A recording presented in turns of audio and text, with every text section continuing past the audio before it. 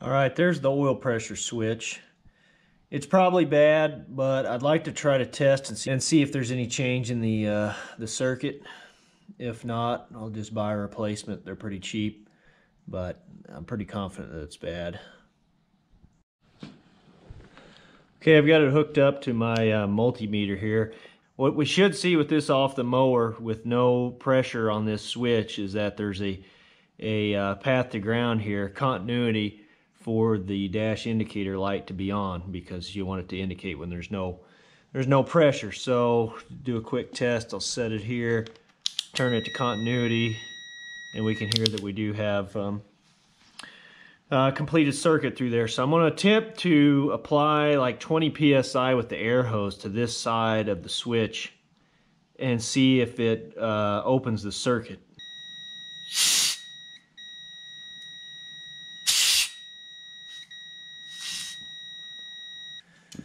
Okay, I'm going to test it again with 40 psi, and if we have no change here, then I'm going to buy a new switch.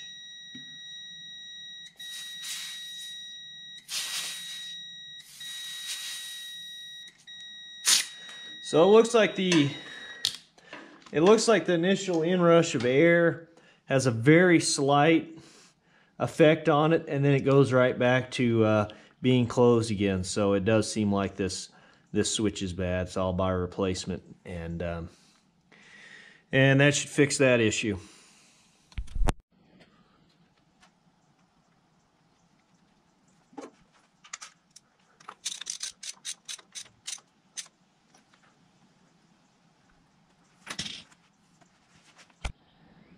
Now I'm going to pull the deck out from under this so I can clean up the deck. Check the bearings, grease any of the spindles if they're greasable, and look at the blades. And also I need to get in here and adjust on the turnbuckle for the accelerator, because when you have it in the neutral position, it still creeps forward, so that can be adjusted out on the control linkage. So I think if I can get this off, I should be able to get in there and adjust on that turnbuckle and get that corrected.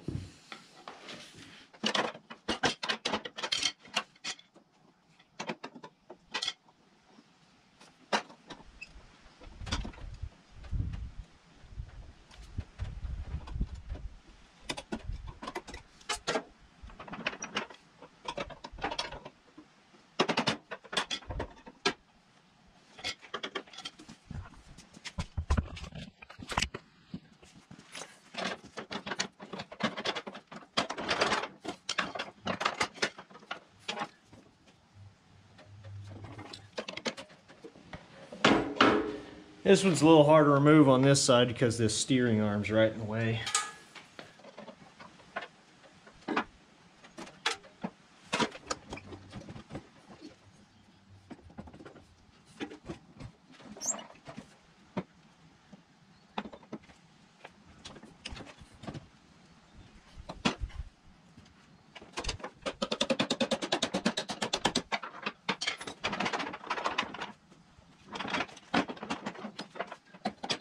There we go.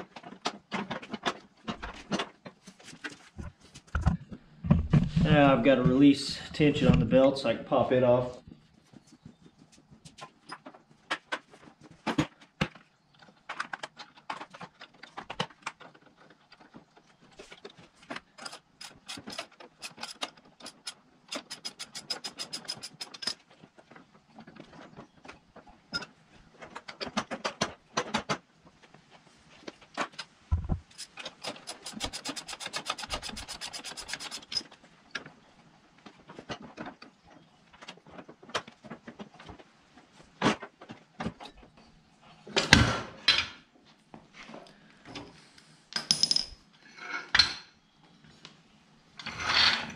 There we go. I forgot that this one can drop out.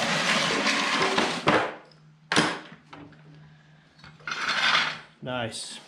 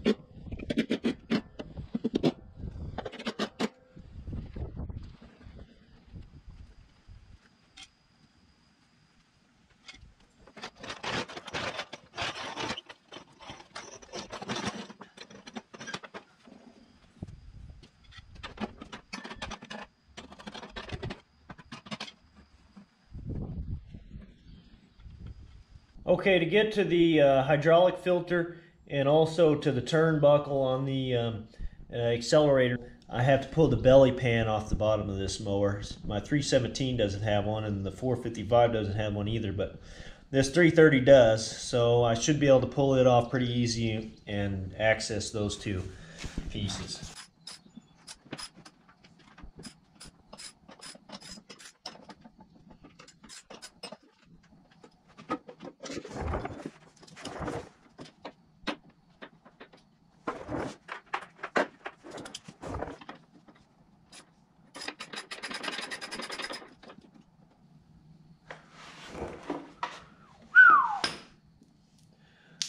There's a lot going on in there.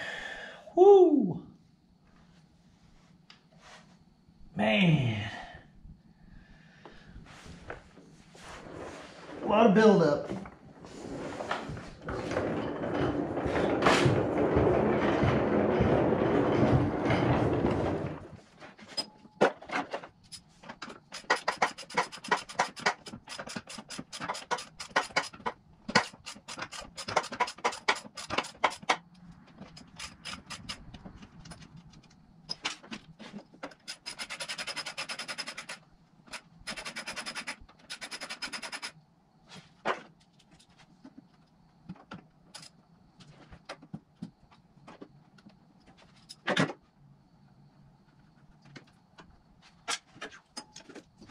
Well,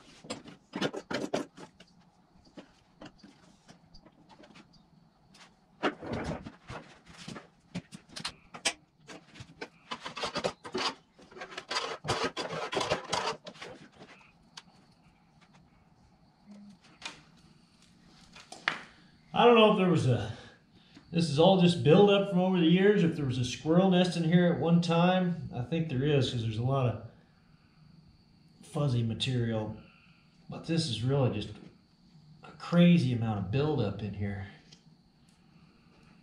I guess we've never had this belly pan off since we've owned it. Probably should have changed out the hydraulic filter, but I'm getting to it now. Man.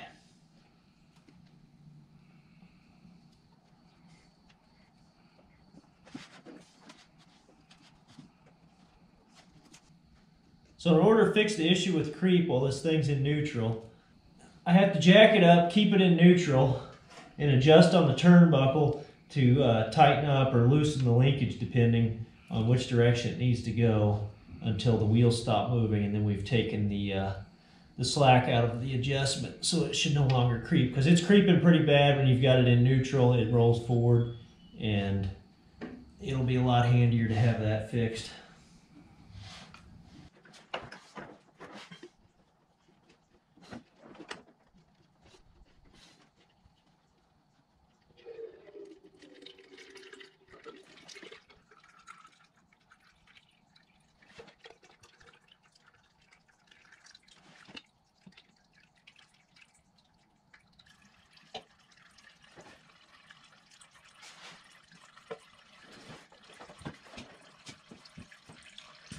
Well, there's the old filter. Definitely in need of a change.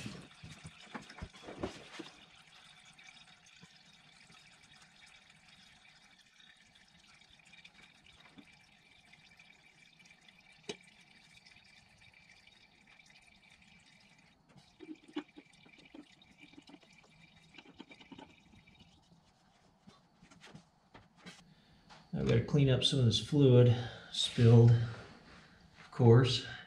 And I also see the turnbuckle up there, although I don't really want to run it until I get it filled back up with fluid.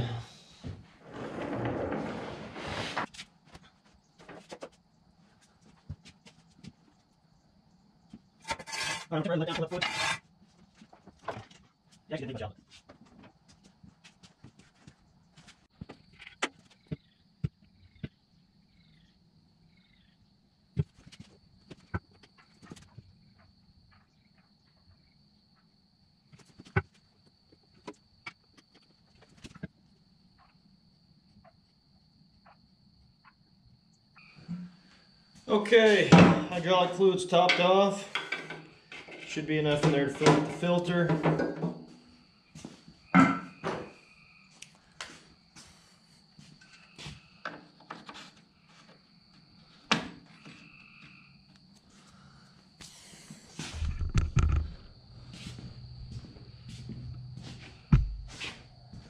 Now I'm going to jack it back up.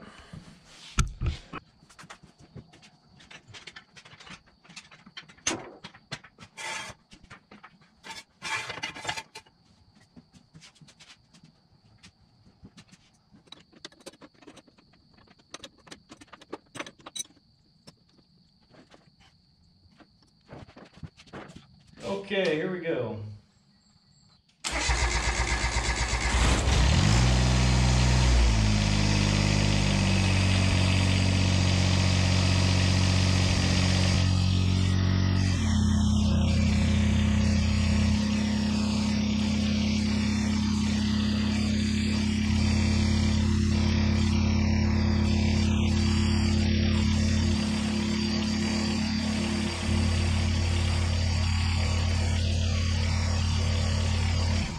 Alright, looks like I found the spot. That'll help because it's kind of a pain when you go to park this thing, and since the kill switch is broken, I got to jump off and run up to the front and use the manually to do the fuel cutoff.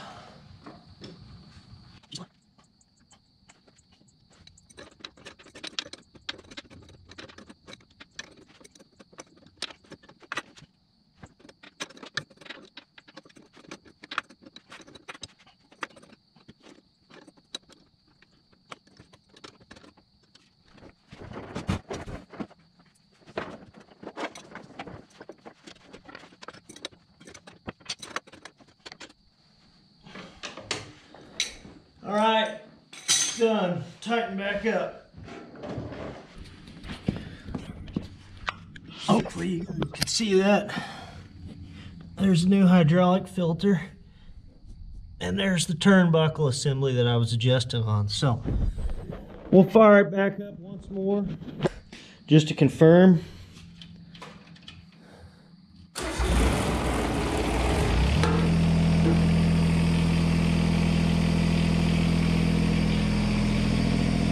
Go.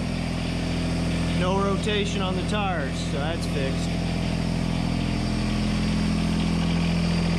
See, the oil pressure light's still on.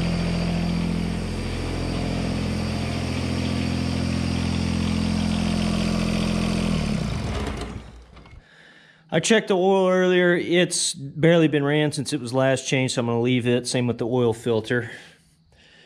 I think I'm going to clean up the belly pan, reattach it, slide the deck back in, and for the most part I think we'll be ready to give it a test run, see how she's going to do. So we'll go from there.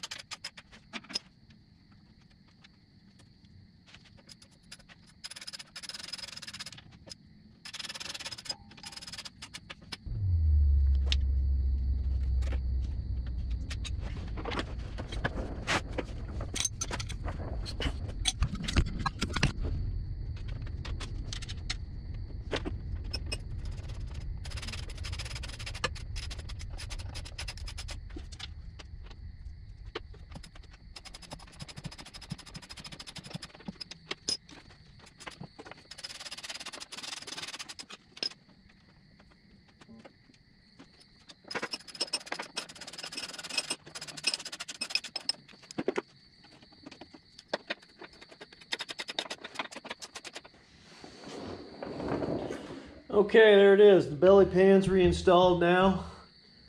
I'm going to let it down, and we'll get the deck put back on.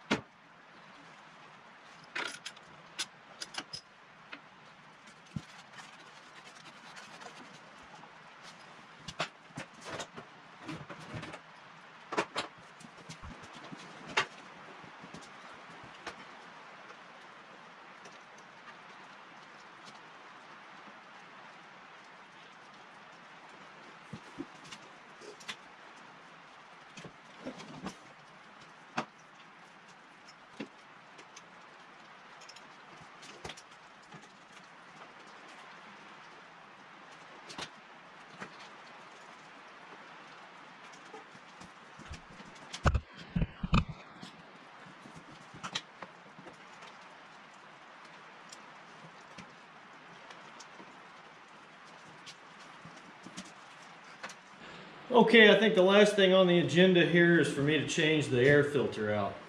I went ahead and got a new oil pressure switch put into this. I've got a new air filter here. I'll take it off, and I think it's pretty much, it's going to be ready to go.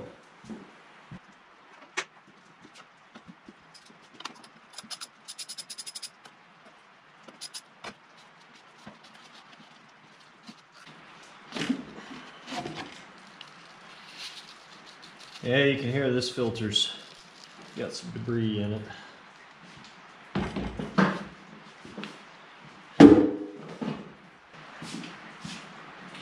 Little silicone paste make her go on easier and come off easier.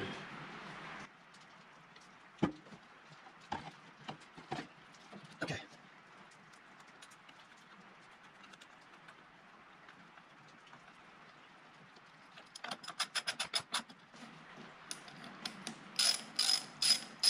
Also, I was recently made aware that this was not the first mower that John Deere put a diesel engine in. This is the first 300 series that had a diesel engine, but the 430 actually had a Yanmar diesel in it 2 years before this, so I made a mistake there on the last video saying that. But this is the first for the 300 series, 1986. This mower was only made for 1 year, and then the following year they went to the 332, and I think upgrades were that it had power steering and a couple other slight modifications. For the most part, I think it was pretty similar in design to the 330. So there it is. I think I've got everything done. There might need to be a few adjustments to the belt tension that need to be made after I run it for a little while. And I think I've got it topped off on hydraulic fluid, but I'll run it a little bit, double check that. But I think it should be in good shape. I'll start it up here and run it. We'll see if that new oil pressure switch is going to work properly, and I think I should have a pretty good running mower for plenty more years to come.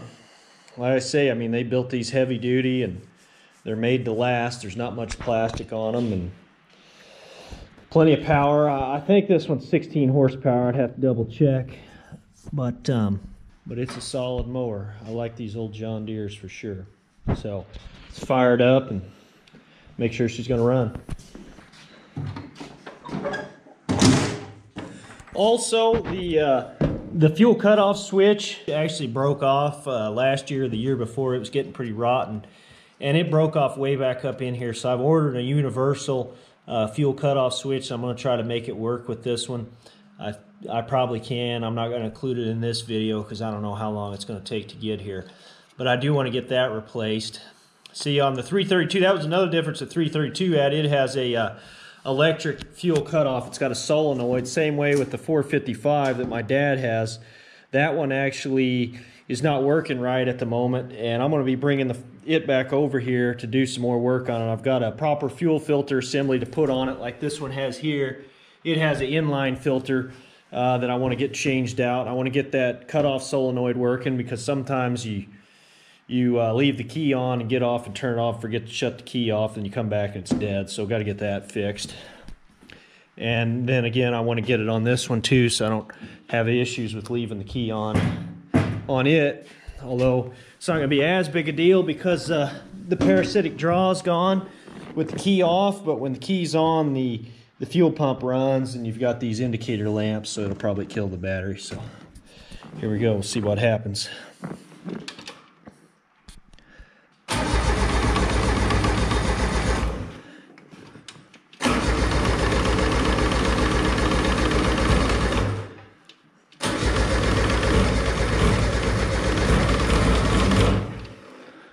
Come on.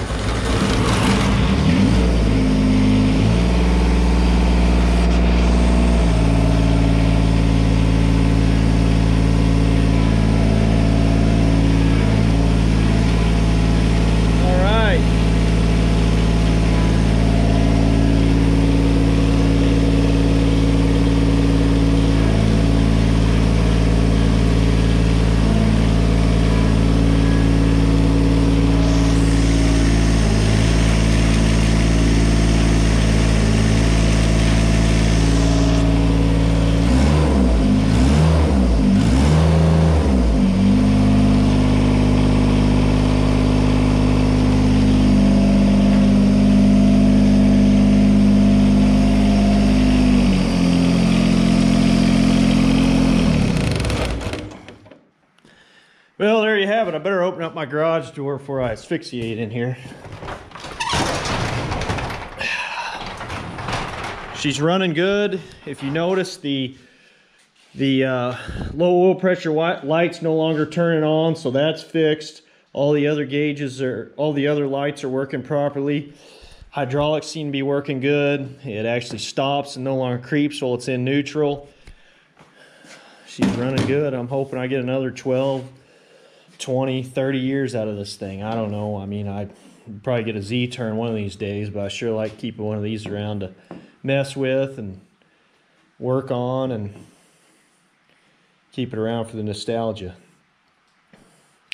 So anyway, I'm going to call this video quits here. I appreciate you watching, and stay tuned. I'll have, like I say, I'll have my dad's 455 back over here again, and there'll be plenty more. I got another mower lined up to work on. I got an old four-wheeler to work on. I got my tractors to work on.